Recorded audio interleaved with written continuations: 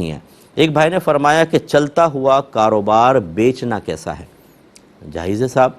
اس میں تو کوئی مسئلہ نہیں ہے، لیکن سوال یہ پیدا ہوتا ہے کہ کس چیز کی آپ قیمت لے رہے ہیں۔ ایک تو یہ ہے کہ مثال کے طور پہ جتنا دکان میں سامان ہے، میری دکان ہے، میں چلا رہا ہوں، کاروبار چل رہا ہے، اس میں سامان جو ہے 5 لاکھ کا ہے، لیکن میں کہتا ہوں چونکہ یہ چل رہا ہے اس لیے 50 لاکھ میں آپ سے لوں گا،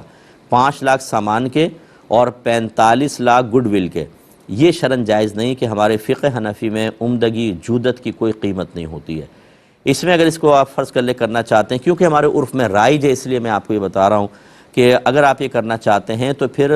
آپ جو چیزیں ہیں نا سامان، اس کی قیمت ہی ٹوٹل بتائیں، یعنی ادھر اضافی آپ لینا چاہتے ہیں چلتے ہوئے کاروبار کی بیس پر یا اس کی وجہ سے، وہ یہ نہ کہیں اس کی وجہ سے، بلکہ سامان مثال کے طور پہ 5 لاکھ کا سامان ہے اور 45 لاکھ آپ چلتے ہوئے کاروبار کی وجہ سے لینا چاہتے ہیں، تو آپ یہ نہ کہیں 5 لاکھ اس کے 45 اس کے، بلکہ آپ یہ کہیں میں 50 لاکھ کا دکان کا سامان آپ کو بیچتا ہوں، خریدنا تو خرید لیں، باقی یہ کاروبار کا کوئی نہیں۔ وہ کہے گا ٹھیک ہے، وہی 50 لاکھ آپ کے پاس آ جائیں گے اور شرعاً بالکل یہ صحیح ہو جائے گا۔